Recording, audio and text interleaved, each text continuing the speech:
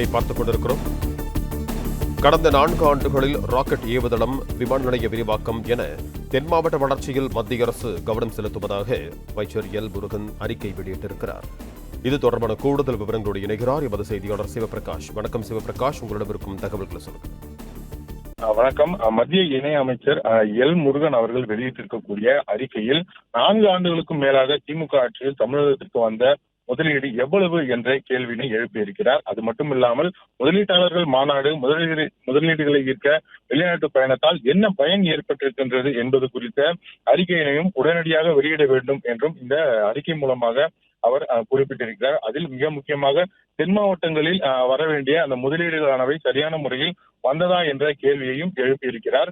தமிழக அரசு திமுகவிற்கு வெளிப்படையாக அறிவிக்க வேண்டும் என்றும், தமிழகத்துக்கு வந்த முதலீடுகள் குறித்து மக்களுக்கு தெரியும் வகையில் வெள்ளை அறிக்கையை வெளியிட வேண்டும் என்றும், அப்போதுதான் எந்தெந்த நிறுவனங்கள் சார்பில் எந்தெந்த முதலீடுகள் இங்கு வந்திருக்கின்றன என்பதும் தெரியும் என்றும் இந்த அறிக்கையில் அவர் குறிப்பிட்டிருக்கின்றார். இந்த 4 ஆண்டுகளில் கொடுக்கப்பட்ட என்னென்ன மாதிரியான அறிவிப்புகள் வெளியிடப்பட்டிருக்கின்றன, அந்த அறிவிப்புகளில் எதையெல்லாம் நடைமுறைப்படுத்தியிருக்கிறது அரசு என்பது குறித்தும் தகவல்களை வெள்ளை அறிக்கையாக வெளியிட வேண்டும் என்று மத்திய இணையமைச்சர் எல் முருகன் அவர்கள் தற்போது அறிக்கை வெளியிட்டிருக்கிறார். பிளே ஸ்டோர் மற்றும் ஆப் ஸ்டோரில் இருந்து பாலிமர் செயலியை QR கோடு மூலம் பதிவிறக்கம் செய்யுங்கள்.